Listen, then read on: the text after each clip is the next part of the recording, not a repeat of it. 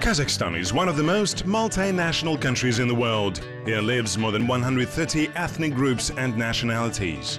Each ethnos has unique traditions, unique holidays, fascinating stories and amazing recipes. Recipes for kindness and peace, recipes for respect for each other's roots and foreign culture, recipes for friendship.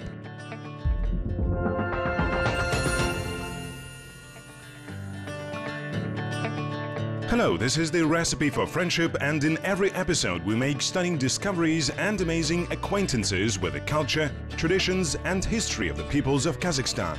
It's no secret that at one time Kazakhstan has become a new home for many forced migrants, and today representatives of these ethnic groups celebrate the anniversary, 80 years of residence on hospitable Kazakhstani land. So in today's episode, words of gratitude and congratulations. Our children grew up in Kazakhstan. Our history, culture and science developed in the conditions of independent Kazakhstan. Lively national dances.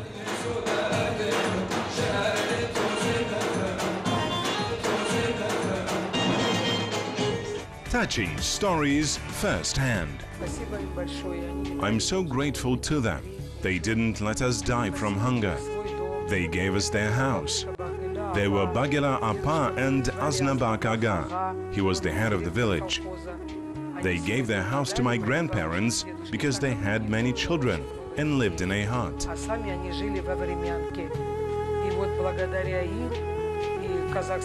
And thanks to them and Kazakh nation, my grandparents and their children lived. And also beautiful music, ancient rituals and wonderful people. The past year of 2017 became a landmark for representatives of peoples whose destiny turned out to be a severe test. But as a result, now we're all one common country, which means that we have a common reason for the holiday. Kazakhstan is a multi-ethnic republic, and in here live more than 130 peoples and nationalities. One of these ethnicities is the Kurds. We Kurds are proud that we are full citizens of the Republic of Kazakhstan. This year we celebrated the 80th anniversary of the Kurds' residency in Kazakhstan. The Kazakhstani Kurdish diaspora is one of the most dynamically developing ethnicities in our country. Kurds arrived in Kazakhstan in the 30s of the 20th century and for several decades turned into one of the most numerous and fast-growing ethnic communities of the Republic.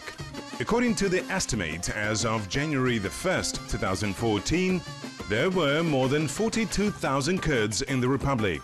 They occupied the 13th place in terms of population. Compared with the last census of the population of the Kazakh SSR, their number has increased by almost 70%.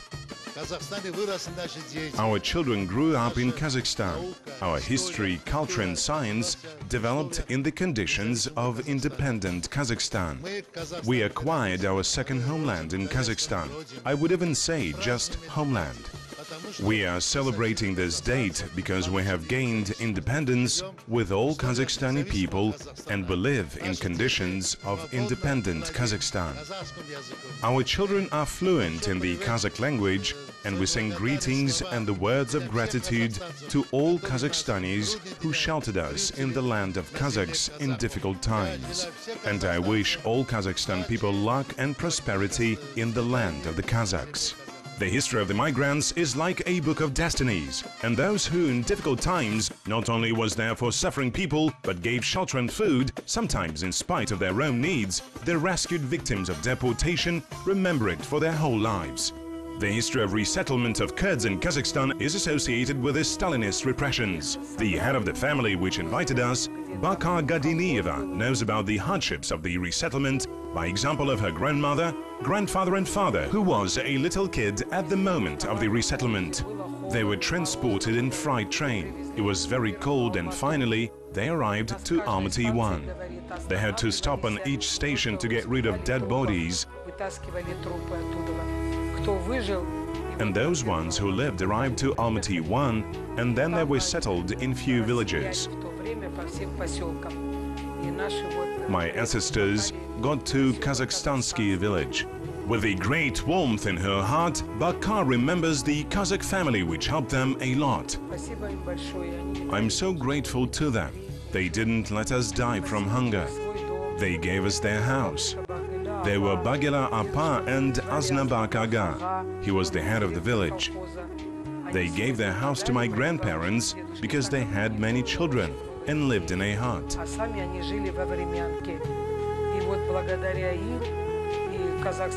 And thanks to them and Kazakh nation, my grandparents and their children lived.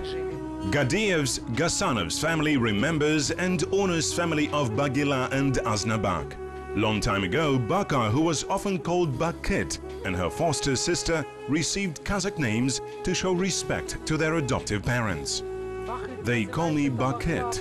Bagila Apa gave me that name, and my sister is Jibek.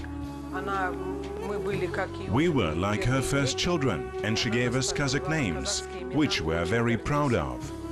Bakit, Bakar and Jibek are the older women of that family. Bakit, who became a widow with 2 children many years ago, gave up on her personal life.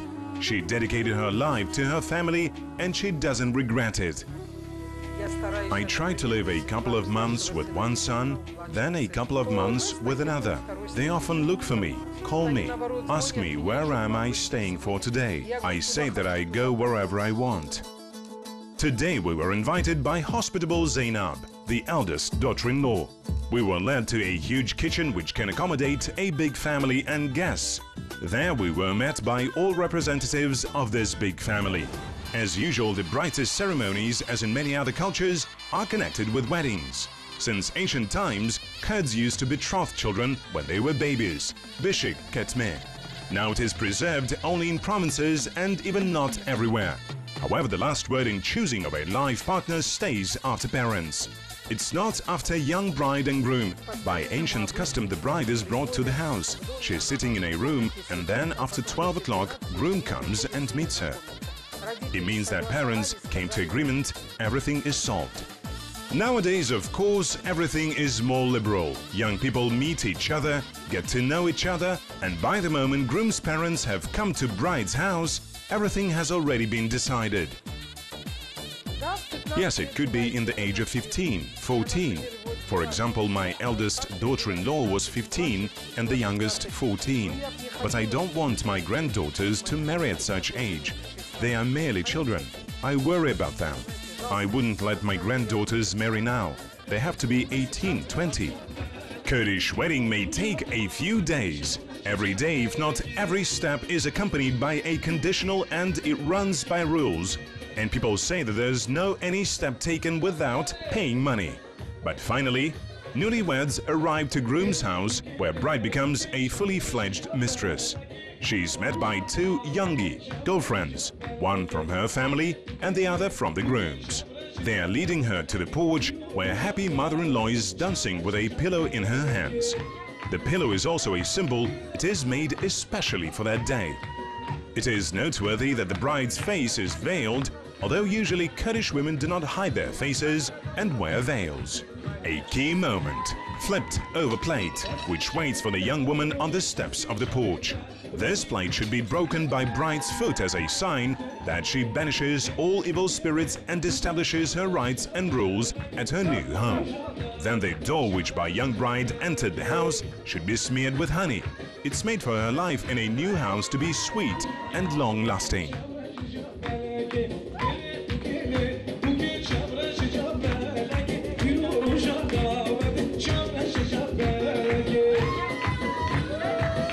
Kurds and Koreans became one of the first deported diasporas that arrived in Kazakhstan. The Korean ethnos as well celebrated 80 years of resettlement in 2017. This was a significant year for Koreans of Kazakhstan, so that this year we celebrated the 80th anniversary of the residing of Koreans in Kazakhstan. And we celebrate exactly 80 years of the residence, and not deportation, because 80 years ago we found ourselves in this land, the fertile Kazakh land, we found here a new homeland. And for today we have become a full-fledged particle of the Kazakh society. We have become full members of society, and here we have all the possibilities to grow. We have recently learned about the culture of Korean ethnos, and since Koreans are among the most numerous ethnic groups in Kazakhstan, their cuisine, holidays and way of life are well known to many of us. Of course, it also includes the Korean favorite and a wonderful tradition of celebrating the 60th birthday by the whole large family. Today the age is younger, so we think that 70 years, 80 years is not an old age. Now we think so. 60 is youth, 70 is the average age, 80 and more, this is an advanced age. Current pensioners do not agree to give up. They lead an active social life, travel, learn new things and sing.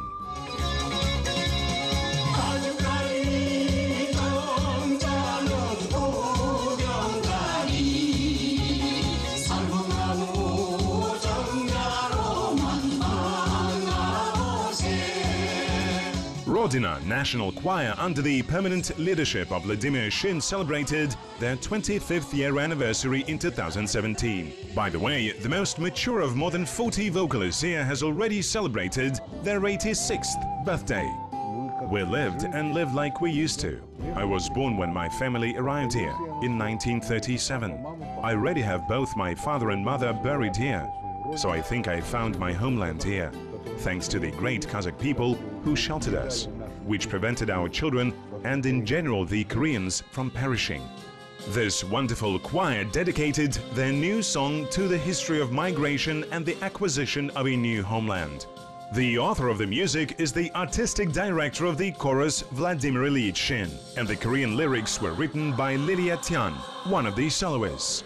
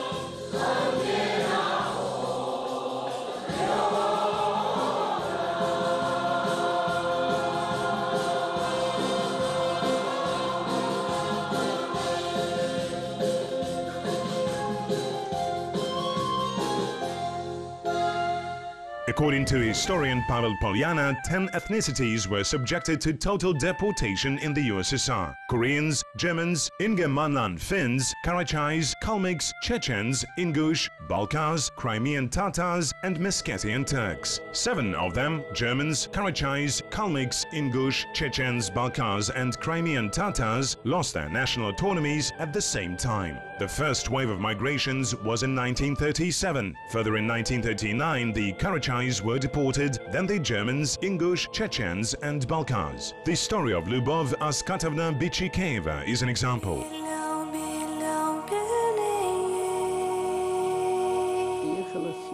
As many of her fellow countrymen. I was an orphan when I came here. My mother died. My father was off at the front and he never came back. It was war in 1944. It was good that we were sent to Kazakhstan. We have survived because of Kazakh people. They helped us a lot. They shared with us their last food. They supported us, even if we were children. However, even if we were children, we worked same as adults, 10 hours per day.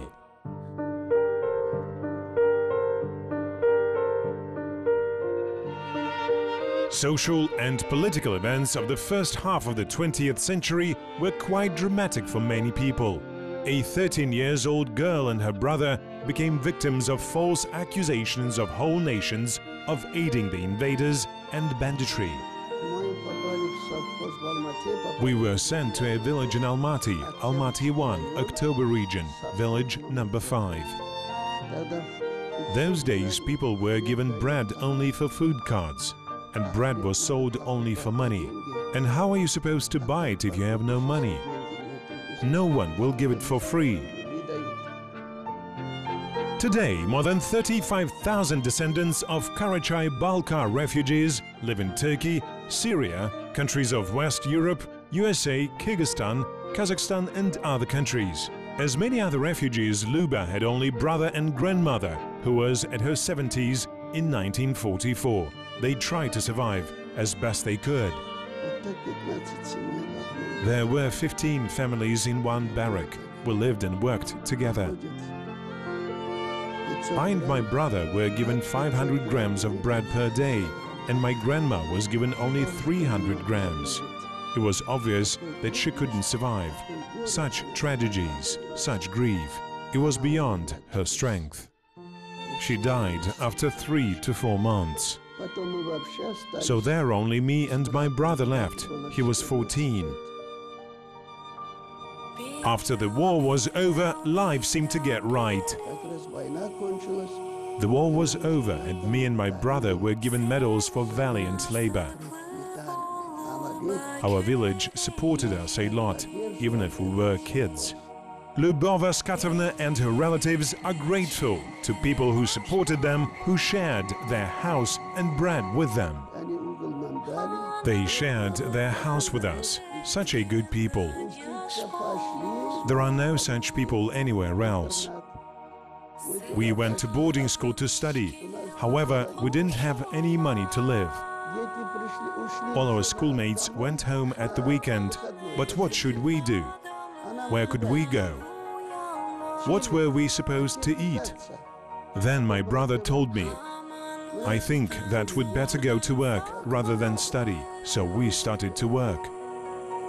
Only in 1957 accusations of exiled nations were withdrawn. Many of those people came back to their motherland, but some of them, as our friend, started their families in Kazakhstan. There was an old man in the village. He was quite tall and wore a long beard. And he used to say, "This girl will be my daughter-in-law. My son will marry her when he will come back home." His son was in the army and he served 4 more years after the war was over. And this old man found an educated person and asked him to write a letter to Stalin, in which he asked Stalin to let his son go home.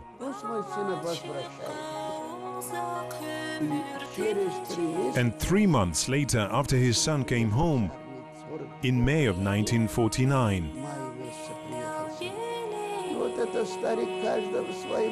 and this old man, who used to tell that this girl will be my daughter-in-law, he noticed you, huh? You said it. I was quite uncomfortable about it. I thought, I wish he left me alone. However, the village was small. There was only one street and I saw him every day, always. And in October of 1949, I married his son. No matter how bitter the history of the migration of peoples to the territory of modern Kazakhstan, the main thing is that now it is not just a previous page, but also an occasion for celebration. I have to travel to all these 9 countries where the Turks live, and when I come to Kazakhstan from trips, I always thank the Almighty and say the glory of Allah that we, 200,000 people, are living in Kazakhstan. We live much better today than Turks, Meskhetians in all other states. It should be noted that there are about 500,000 representatives of this nation around the world. The overwhelming majority of them are in the south of Kazakhstan. More than 200,000 Turks Aiska in Kazakhstan live mainly in the Shymkent region, the southern Kazakhstan region, the Jambul region, and a large number in the Diamond and the Almaty region. Well, the more people and nationalities gathering under the big Kazakhstan Iraq, the more diverse holidays we can celebrate together. And most importantly, we get different music, traditions and rituals. and the table is set as generously and diversely as it can be only in a very multinational country such as Kazakhstan.